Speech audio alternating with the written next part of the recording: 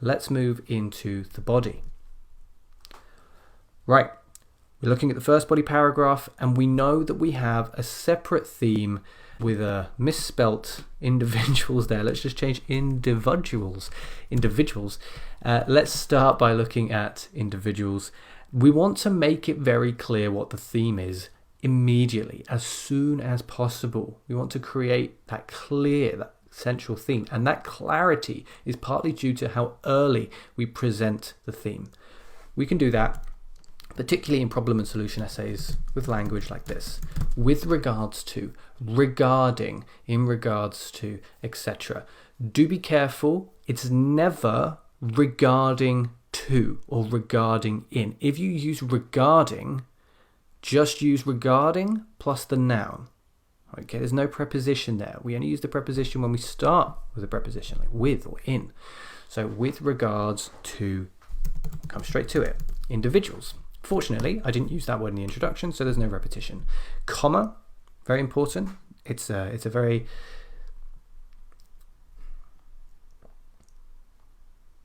important to add these after our cohesive devices. So with regards to individuals, and I always recommend using this kind of language when you are writing a problem and solution essay. Don't overthink it. This will help to give you a bit of speed. One of the issues, one of the problems, one of the dangers, one of the risks, one of the whatever it is. And then you might use a superlative, like one of the most significant, in this case, one of the main. One of the main issues is likely to be, definitely, remember, we're going to avoid that generalization, is likely to be the cost of living. If we want to be a little bit higher, sorry, I've given away the word here. If we want to be a bit more specific, we can add the word higher, the higher cost of living. Again, you've got that collocation, high cost, not big cost, but high cost. Why would that happen? Again, keep it simple. This is because, okay, I'm going to use kind of a complex sentence here. As something happens, something else happens. That's really the idea here, isn't it? It's about here's something happening and here's the problem, here's the result. So as something happens, something else happens as a result. That language is very good for when it comes to problem and solution essays. In this case, as a greater number of people live out. This is a nice phrasal verb for when we're talking about the extension of life. So we're living out our lives doing something. It has that idea about it. Live out more of their lives in retirement. Notice these prepositions here as well. In retirement. And here's that comma, because it's that complex sentence there. As something happens, something else happens. As a greater number of people live out more of their lives in retirement, they may, another very important phrasal verb here, run out of. Run out of. So it goes away. We no longer have it. Over a period of time, it starts to disappear for whatever reason, usually because we spend it. So we run out of. Run out of money in their, and here's a nice little compound noun, pension pots. It's a little bit informal, I suppose. You could just say pensions as well, but pension pot is an expression that we use in their pension pots. And okay, I'm going to use a very important expression here, which is thus. I use this quite a lot. I think it really helps to improve the academic sound of an essay. It looks at a result of a cause. So we've got the cause and effect, cause and result. So the result of running out of money is that we have to depend or rely on our families. I don't want to say our families because I've said people. So again, make sure you get that correct possessive pronoun there. On their families. For what? For money? Yeah, we could say that. What's another word for money? Think about a word beginning with F that's related to money. Finance, what's the adjective? Financial. Financial what? What's a nice collocation? Support. Okay. So as a greater number of people live out more of their lives in retirement, they may run out of money in their pension pots and thus have to depend on their families for financial support. Notice what happens when I just write that without the this is because. Now this suddenly becomes a sentence that can exist independently of the previous sentence. It doesn't need context around it. You could actually just say to someone in the course of conversation. But if I say this is because, it becomes dependent on the previous sentence. So there's a much tighter link in terms of cohesion. This is why this kind of language is so important. It really helps to ease the transition between ideas. So don't rush these transitions. They are important. Right, so now we're going to look at an example. And as I said, we're going to look at this from the perspective of an individual. We're going to set up a little story, in a sense. And we do that, as usual, starting with for instance. Again, we got that comma there. So for instance, a man who starts work at 20.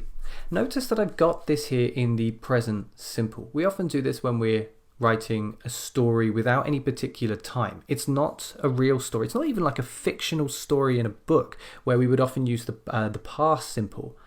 But you could actually write this in the past as well. It would be okay. But by writing it in the present simple, it really kind of helps to suggest that this is always going to be the case. It's not just a one-off.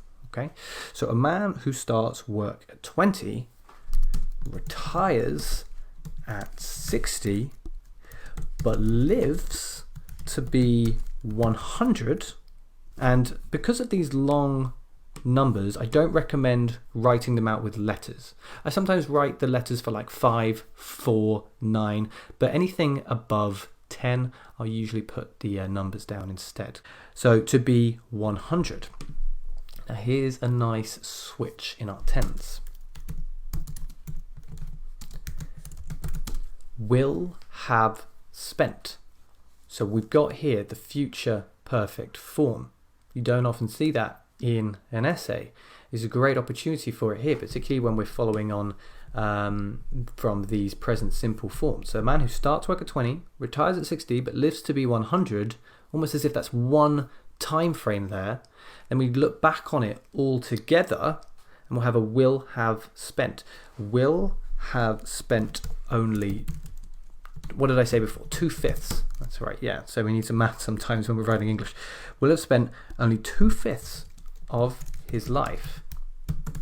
And notice these fractions, I'm not writing them like 2/5. We wouldn't do that. We would actually have to write these out. So 2/5 of his life working, or more specifically, according to the problem here, making money.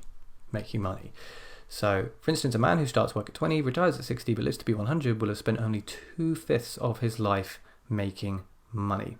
You could actually also say spends only 2/5 of his life making money as well, but we can also do this, and this helps to demonstrate our grammatical range. Now, we've finished writing about the problem, probably maybe gone on a bit too long about that, but I think it's more important to look at the problems, and the solutions tend to be a bit easier to explain, so I usually leave those in a shorter section. We'll do this here, and when it comes to introducing solutions, it's important to have a variety of language that you can use, that you can refer to. Lots of different expressions we can use. Dealing with this problem involves, to address this issue, the government should address this issue by, and bear in mind here, you can change government for anybody who should solve the issue. This issue could be solved by, addressed by, minimized by, etc. One way forward might be to, all of this language can be helpful. Right, I'm going to use this one to combat a less common expression, but it does work. To combat this problem, again, we want a comma here, to combat this problem. Now, I think it's the government's responsibility. It's always going to be when it comes to retirement and raising that age. Government should raise the age of retirement. Nice and simple. Don't do anything too fancy, particularly when your paragraph starts to get this long. And every once in a while, you want to throw in an easier sentence, a simpler sentence, to help boost the number of error-free sentences that you create. In order to score a band 7 in grammar, you need to have frequent error-free sentences. If you struggle with grammar a bit, try to throw in a couple more simple sentences rather than making everything complex. Because you could write a long, complex sentence, but if you make one error, it's no longer error-free. So try to take advantage of that. Okay, Now, what's the result of this? A nice expression for that is this: in doing so. We do this when we refer to a verb, an action taking place. So it needs to have an element of an action, like raise. So in doing so, people will be, as I said before, better prepared. I said financially. I think we can go a bit further here to cover the costs. Nice collocation, you cover costs. To cover the costs of what? Of living longer, or in other words, of their extended lives. Of their extended lives. So that's the end of body paragraph 1. Right, so moving to the second body paragraph now. And of course we're looking at the plan, and we can see that in this second body paragraph we're focusing on society. So let's make it very clear that that is the theme of this paragraph with a simple as for. As for works when you are introducing the second body paragraph. It doesn't work really when you're introducing the first body paragraph. So you say with regards to this, and then as for this. So we usually use it later on. So as for societies, or society, depending on how you want to think about this. As for societies, the most pressing problem, again we're showing collocation, you can have a pressing problem. The most pressing problem is one of, we can see down there we have unemployment. The most pressing problem is one of unemployment. Now if we just think about our keywords again, and as I said, there's a particular piece of grammar up there that could influence how we write our essay. You can see that blue will coming up. It's a good thing that we put it in blue there so we keep glancing back at it. As for societies, the most pressing problem is one of unemployment. Then we can do one of two things. So we can either say one of future unemployment, or we could say the most pressing problem is likely to be, like we have above, or will be, but will be maybe is a bit too certain. So I think what we'll say here is one of future unemployment. Now this word future also just indicates that we're still talking about the increasing life expectancy. Arguably we maybe should have in this sentence the most pressing problem which may occur as a result of increasing life expectancy, but the word count is already quite high and I want to keep it a little bit shorter for now. We've got to prioritize. So I think by just writing future unemployment, we help to cover that idea. So let's move on, and we're looking at the support sentence. Now this is an interesting support sentence because really what we're doing is we're referring back to our previous idea. So we're not really going to use the typical this is because da da da da. I'm going to use something else here, and I'm going to use a conditional sentence. If. So particularly if the aforementioned, which means what we mentioned before, that's an adjective by the way, so we need a noun.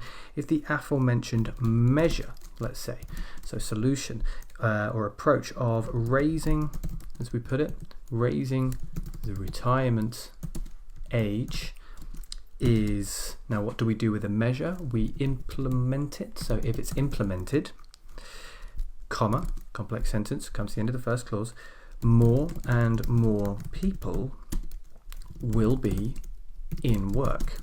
Will be in work. Again, we're looking at the future there. Also the conditional is appropriate. So if it is implemented, they will be in work. First conditional, it's a likely, possible, probable scenario. Will be in work, and therefore there will be fewer and fewer jobs to go around. Notice something here. We're doing something quite important in terms of style, and style does come up under lexical resource. We've got a bit of symmetry to the second clause. You've got more and more plus noun, then fewer and fewer plus noun. So that can be quite useful to do. Also notice that when we are looking at countable nouns, we use fewer. When we are looking at uncountable nouns, we use less. Many natives get that wrong, and as a result, a lot of non-natives hear that and think it's correct. So do bear in mind, fewer for countable nouns, less for uncountable nouns. Right, we're now looking at a result. It's quite a negative result, so I'm going to say consequently. Consequence usually has negative connotations.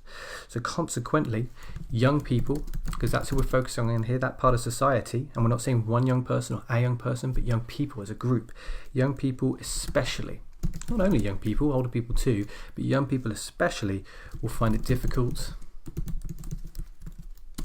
to break into, which is a nice phrasal verb for accessing something that's quite difficult, not just for like robbery, thieves and things like that, but we also use it for jobs, particularly jobs that are hard to get. And that's why I'm going to write this, the desired profession. So they may be able to get a job at like McDonald's or, you know, data entry, but if they really want to do something amazing, you know, if they want to work as an engineer or a doctor, it might be very difficult for them to do that. So consequently, young people especially will find it difficult to break into their desired professions. One little note I want to make here is that you can see that I'm using will and will around here, but I didn't suggest doing it at the beginning, like it's likely to and is one of future unemployment. This is because after we've suggested an idea, which is a bit of a prediction, after we've done that, we can then be a little bit more flexible with how we go about it. Because we've already indicated that it's not a definite thing, but it's very likely, after that, we can be a little bit less worried about that generalization issue, and then we can go into the wills a bit more. Okay. Anyway, now moving on to the fourth sentence in this paragraph, we're looking at the solution. Think back to all that solution language I suggested before. I wonder if you can remember any of those expressions. I'm going to use one that begins with a D, which is dealing with. Dealing with. So a nice gerund to get us started, a phrasal verb in the gerund form. Dealing with this issue involves. It's a nice way to put it. Dealing with this issue involves government, as we can see here, investing, because of the verb pattern after involves, we need an ing. Okay, involves investing in new technologies. As I said, we're going to put that in the plural. In new technologies. Why? In order to create new fields of work. That's actually kind of looked at the result already. It creates new, well, we've done new fields of work. Maybe we need to add a little bit more just to really cement that link between investment and jobs. So we'll really just say that with new technologies. Don't worry about the repetition, we're really referencing it. Sometimes it's okay. You could even say with these new technologies, but really we're saying any new technologies. With new technologies appear. This is a nice way to write. With something appears something else. Don't often see that, a bit less common. Right, therefore, or thus, as we've used therefore already in this paragraph, thus a nice expression here, plugging the potential hole. You plug a hole, and we can talk about a hole in employment. If there's a lack of something, we can't always use this. It's only in specific cases, but we can do it with employment. So we can put this here, plugging the potential hole in employment. And notice here, again, I've written potential because we're saying it's not definitely going to happen, and we're also saying it's not happening now. It suggests the future again. So again, that will is really influencing how we write our response. Okay, let's just check the word count at this point here. And you can see it's probably a little bit on the long side. 244 is more than I usually like, particularly with a problem and solution essay, because the conclusion can be a little bit longer because there are one or two more things we need to do. But it's okay, speed's okay. We just need to move it a little bit faster in the conclusion. Don't rush, but keep that timing in mind. Right.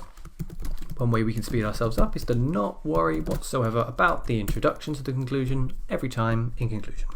In conclusion. Now this is how I would want to write any problem and solution conclusion.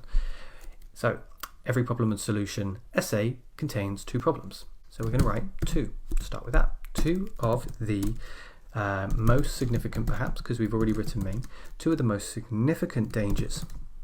And then we'll clarify the themes for individuals and societies. and then we'll come back to the overall overarching theme, which is life expectancy increasing. So we'll say which a longer lifespan, that's we're paraphrasing here, which a longer lifespan may present. Now what a lot of people do here would write a comma and then they would carry on. But this is not where a comma should be. Yes, it's a very long subject, but it's still a subject, and simple sentence rules still apply. Subject plus verb plus object if required. So all of this is very, very long, but it's still a subject. Two of the most significant dangers for individuals and societies which a longer lifespan may present. So we can put it all there. If you say it that quickly, you notice a little bit more maybe that it's one subject. So are, and then nice and simple, financial troubles. For the first paragraph, that's how I'm summarizing that main idea. Two words, financial troubles, and another word for unemployment, joblessness. Okay, so once you've got your subject down there, you just got to summarize each body paragraph, ideally in just 2 or 3 words, and if you can manage it, in 1 word. Okay, then last thing to do is talk about who the responsibility lies with for solving these problems, and then summarize the solutions. So as I said, there's a few more things to do than usual when it comes to a conclusion of an essay like this. So let's write, first of all, however, because although they're significant problems, we can solve them. So we want that contrast.